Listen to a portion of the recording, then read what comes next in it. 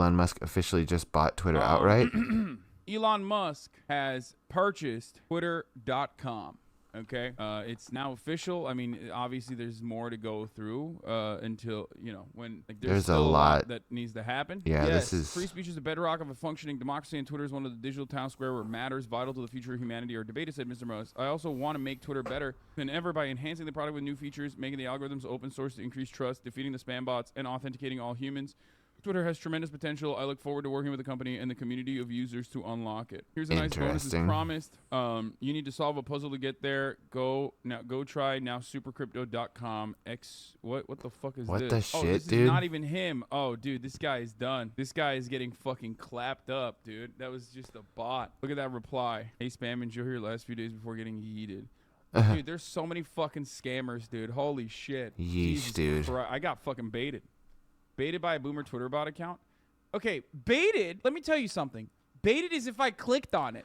Okay, baited is not when you recognize it as a. By the way, it's very interesting that he was just talking about bots, and now we're talking about someone right underneath him pretending to be Elon Musk and trying to get people to go to a crypto site. Bot immediately. Okay, like what the fuck's wrong with you? With Twitter being the most toxic and corrupt platform full of lies from the left, they will no longer have a platform to censor, hide, and manipulate the truth. If this tweet makes you mad, then you're guilty. Hold on, I need to see this from like a different perspective. Not that one. Definitely not that one. Let's check out PBS. And now to our other lead story. Business entrepreneur Elon Musk and Twitter announced a $44 billion deal today for Musk to buy the company and take it over. The deal reportedly is the largest to take a public company private in at least 2 decades. It's also led to major concerns about how Musk, who is one of the world's richest men, will handle questions of extremist content and free speech. As Stephanie Sy tells us, Musk says he has plans to change Twitter's approach and how it operates. Huh. Judy, when Elon Musk first made his bid about 2 weeks ago, many weren't sure how seriously to treat his offer. But after a surprising weekend of negotiations, Twitter's board accepted the offer today. Musk has made it clear repeatedly he does not agree with all of Twitter's previous bans on users for posting content that might be considered hateful or used to incite violence. In announcing the deal, Musk wrote today, "Free speech is the bedrock of a functioning democracy, and Twitter is the digital town square where matters vital to the future of humanity are debated." I just want to point out that that's not true at all. For one, if this was the area where matters that were vital to the future of humanity were debated, why would we be limited to 140 characters? Also, this is a social media platform that Elon Musk has been spurned on. That's all this is. For a look at some important questions, I'm joined by the Washington Post Silicon Valley correspondent, Elizabeth Dwoskin. Elizabeth, thanks for joining the NewsHour. Elon Musk has put a good chunk of his net worth into this bid for Twitter, but he has made it pretty clear this was never about business. So what is it about? Yes, he said it's not about money repeatedly. I think you have to take him at his word that in the last year, he's become fairly obsessed with talking about ideas about free speech and the digital town square and the power of platforms like Twitter, and he wants to control that. And I'll also put in that he's probably the savviest marketer in the world, and his own personal marketing mechanism is his own 80 million plus Twitter follower presence online. So this is also buying his own marketing machine. Okay, she's a stan, 100%. Like, she is very obviously an Elon Musk stan, and this is like, I mean, that was a little bit too much ass kissing for that to be like an impartial opinion. But ownership, as you know, is not the same thing as control. On the free speech issue today, Elon Musk tweeted, quote, "I hope that even my worst critics remain on Twitter because that is what free speech means." Elizabeth, is it fair to assume that Musk is going to try and shed all constraints on legal free speech on Twitter? I mean, he said that. He said basically Twitter should follow the letter, social platforms should follow the letter of the law on free speech in the US, which we all know is the First Amendment, which basically allows huge latitude for free speech, short of direct calls for violence. So he's said that, and I just got off listening in on a town hall on Twitter within Twitter's employees they're talking about it literally right now at Twitter. And what the employees themselves are extremely worried that he's going to strip the company of the safeguards and protections against misinformation and hate speech that the company has worked to build over the last 5 or so years.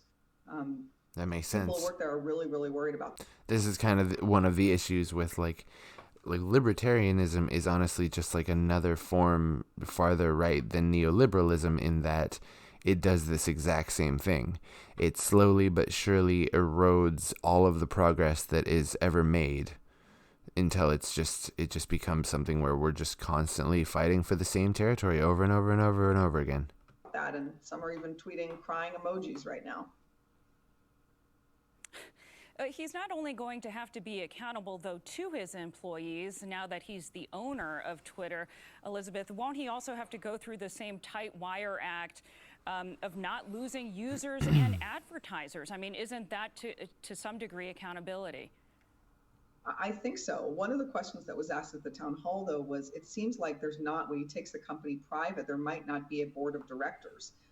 So people Whoa. actually asking today, what kind of accountability will there be on Musk if he wants to reinstate Trump's account, for example, or allow images of ISIS beheadings? I mean, there's been terrible things online that tech companies, even though they have a long way to go, have worked really hard to get rid of.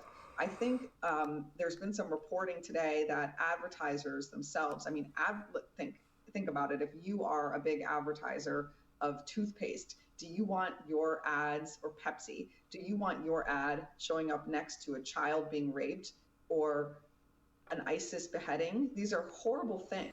They always put like these things up there as though there's like a shitload of this content, like it's just flooding in constantly. Like when do you think the last time there was an ISIS beheading that was like filmed? I'm not saying I know. I'm just saying like it's very odd when folks imagine, like, they posit this as though it's something that's just literally flooding the internet constantly. And I know there is a lot of bad stuff, but like they use very extreme examples to blanket statement all of it, which is very weird. That these companies work hard to get rid of and have rules about. And yes, they make tons of mistakes, but stripping them of the rules would be hard, would be very hard for advertisers. But Musk has also expressed a lot of skepticism of the advertising business model. And actually, there's no clear answer on whether he would even keep that on Twitter once it goes private. Well, as you know, Twitter under CEO Jack Dorsey made the decision to ban President Trump after the January 6th Capitol assault, and others like Marjorie Taylor Greene have since been banned as well for spreading false information. Mr. Trump said today he's not planning to go back on Twitter. But Elizabeth, has Musk indicated he will restore accounts of people who have been deplatformed, is what they say in the Twitterverse? Well, he said that the deplatforming had gone too far. He even said that right after January 6th during the insurrection. I thought that was really interesting at the time, because here is a moment in American society when the whole tech industry is saying we're just going to blanket ban not just Trump, but many of his followers as well that were promoting the insurrection. And Elon Musk is going the other way, saying that tech companies are going to regret some of the decisions that they made around content moderation. So that's one of the things that gives Twitter employees pause. And It should give everybody pause, because of the fact that that's not like, that's for one, it's a reactionary perspective, and for two, it's very obvious, like it's very transparent where he's coming from with that. A lot of observers pause as well about what he might do. He certainly hasn't come out and said, I'm going to restore Trump, but people are reading between the tea leaves. And interestingly enough, that question was not answered in today's town hall. Twitter has struggled with issues like trolls and bots and bad actors gaming and manipulating the platform. One thing Musk said today he'll do to build trust in the platform is, quote, authenticate all humans. I mean, I think something only Elon Musk would say, authenticate all humans. But are you hearing, Elizabeth, any positive reaction to his ability to potentially solve some of Twitter's real problems with his design acumen? Well, overall, the response that I've heard is negative, but I always say the caveat of, I don't have a crystal ball into every Twitter employee's minds. And, I may be hearing from the people who are more upset. So gotta hold that as a possibility. I do think some people, look, Elon Musk is really seen for all his wildness and firebrand ways. He is a visionary leader and brilliant. And lots of people. See, told you. It's all there. The signs were there from the beginning.